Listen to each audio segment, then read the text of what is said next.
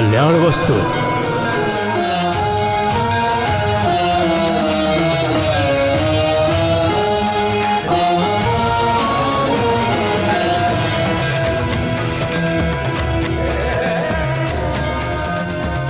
उसके उपरांत आकाश गंगा तीर्थ में स्नान करके तपस्या आरंभ करना।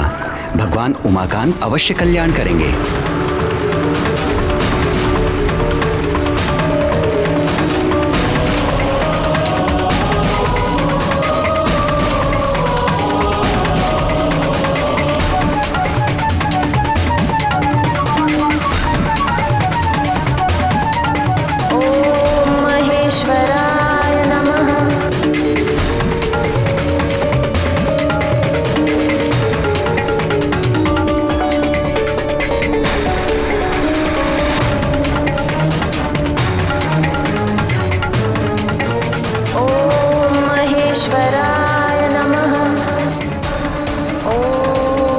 पशुपते नमः।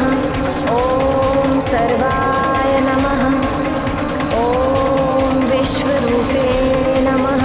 ॐ कपिदेवाय नमः।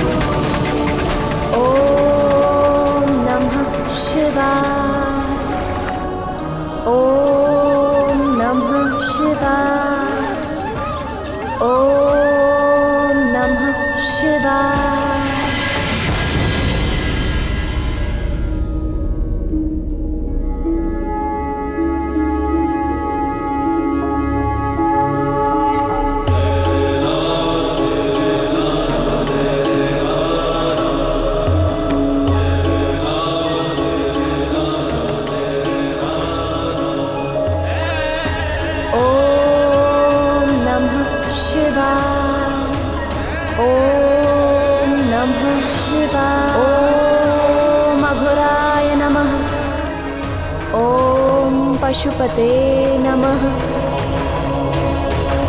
ॐ नमः शिवाय। ॐ नमः शिवाय।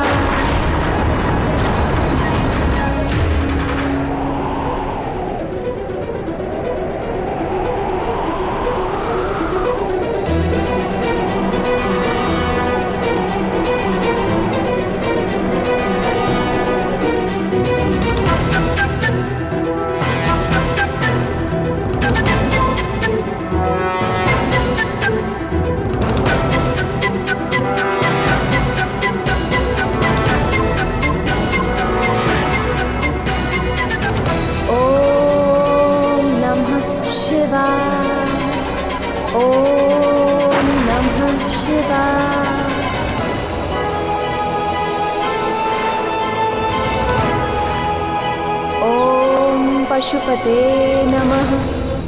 इसी प्रकार कठोर तप करते हुए 12 वर्ष व्यतीत हो गए। अंजना की इस घोर तपस्या को देख देखकर करुणामयी जगत जननी भगवती पार्वती का हृदय निरंतर पसीजता रहा, किंतु कैलाशपति भगवान आशुतोष अपनी समाधि से बाहर आने का कोई संकेत तक नहीं दे रहे थे। अंततः सत्व मूर्ति शैलपुत्री का धैर्य छूटने लगा।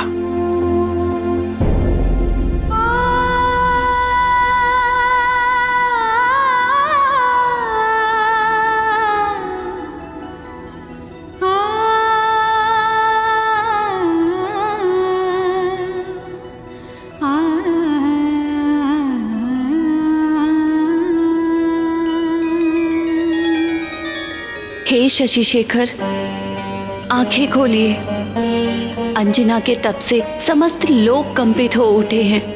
हे दीनानाथ, आप तो आशुतोष हैं, अपने भक्तों पर शीघ्र प्रसन्न हो जाते हैं। फिर अंजना के घोर तपस्या को तो 12 वर्ष बीत चुके हैं प्रभु। आप कब प्रसन्न होंगे?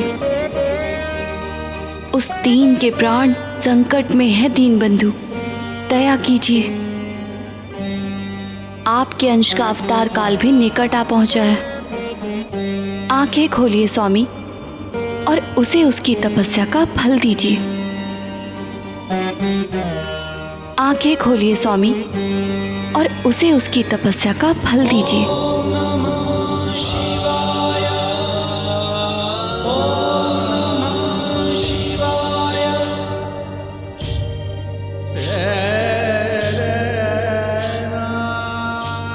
अभी नहीं करुणामयी, अभी एक परीक्षा शेष है।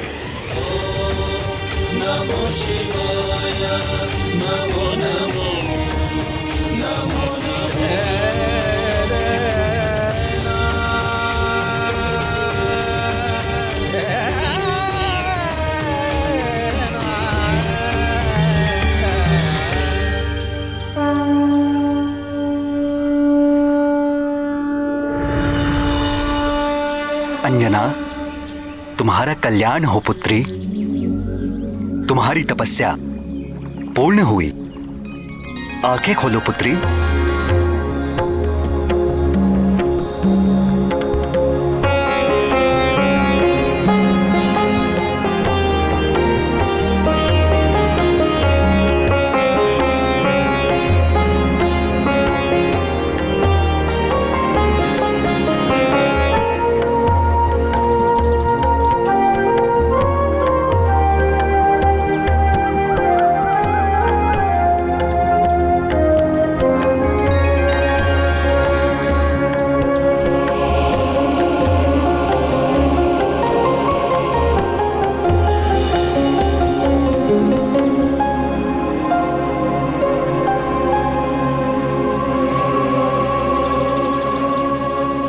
पुत्री, आगामी श्रावण कृष्ण पक्ष की त्रयोदशी को देवाधिदेव महादेव साक्षात तुम्हें दर्शन देंगे और आशीर्वाद प्राप्त होगा। उनके स्वागत का प्रबंध करो पुत्री। और ध्यान रहे पुत्री, भगवान भोले शंकर के सत्कार में कोई त्रुटि ना होने पाए।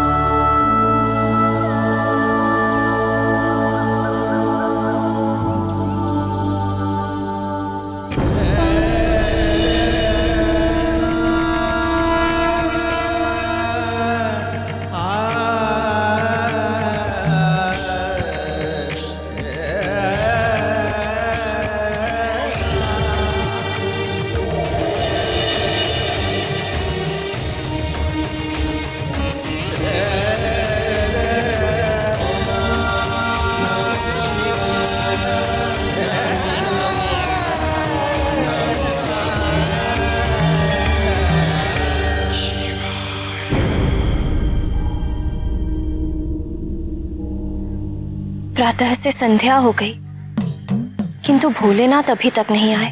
भक्ति भिक्षाम देहि, भवति भिक्षाम देहि, भवति भिक्षाम देहि।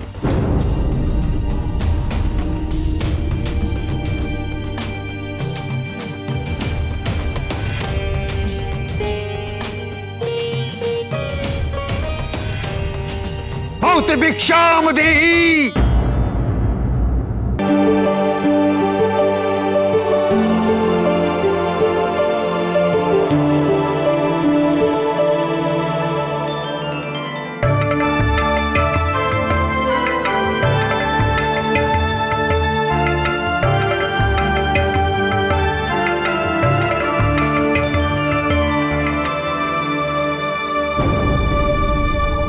इस बूढ़े के साथ उपहास कर रही हो?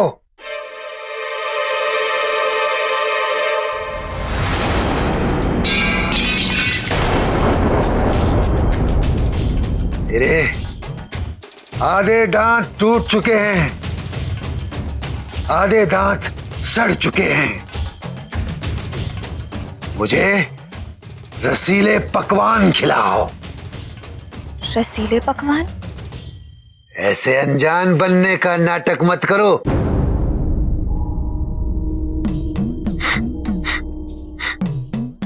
तुम्हारी रसोई में 56 भोग पकाए गए हैं और मैं बड़ी दूर से तुम्हारी उस सुगंध के पीछे यहां तक चला आया हूं। मैं वो भोग लगाए बगैर तुम्हारे इस द्वार से नहीं जाने वाला हूं।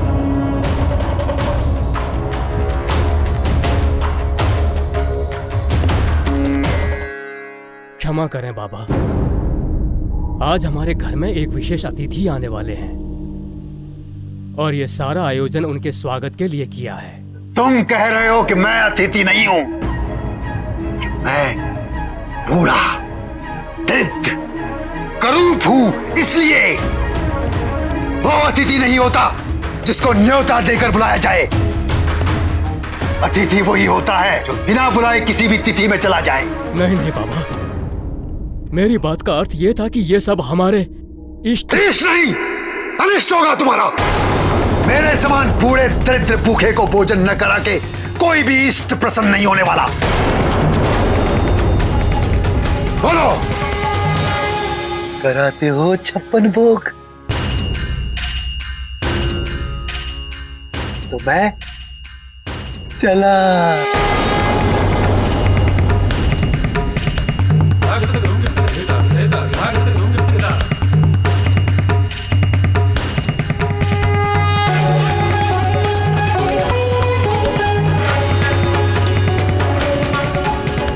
संकट मोचन महाबली हनुमान की, वही हनुमान जो निरंतर मेरे राम रूप का जाप करते थे, इसीलिए शनिदेव भी उनका कुछ नहीं बिगाड़ सके। हनुमान थे तो शिववंश, परंतु उनको जन्म पुंजिक स्थला नामक एक अप्सरा ने दिया, जिन्हें हनुमान की माता अंजना बनने का सौभाग्य प्राप्त हुआ था। भगवान शिव के अंश को ग्रहण करने के लिए उन्हें कई परीक्षाओं का सामना करना पड़ा। अंजना की भेंट वानर राज केसरी से हुई। केसरी ने राक्षस शंभ साधन का वध कर अंजना से विवाह कर लिया। ये सुन सभी रानियां सिंदूर के महत्व की चर्चा करने लगी। तब मैंने उन्हें बताया कि कैसे एक दिन हनुमान ने भी अपने संपूर्ण शरीर को सिंदूर में रंग दिया था। मैंने उनसे कहा कि मंगलवार को जो कोई भी उनके इस सिंदूरी रूप का दर्शन करेगा, मैं उनके प्रति भी वैसे ही कृपालु हो जाऊंगा जैसा हनुमान के प्रति हूँ।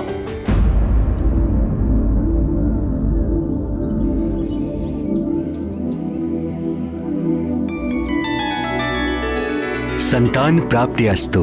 हम जानना चाहते हैं कि हमें यह सौभाग्य कब प्राप्त होगा। भगवान भोले शंकर को प्रसन्न करने के लिए अंजना को 12 वर्षों तक कठिन तपस्या करनी होगी।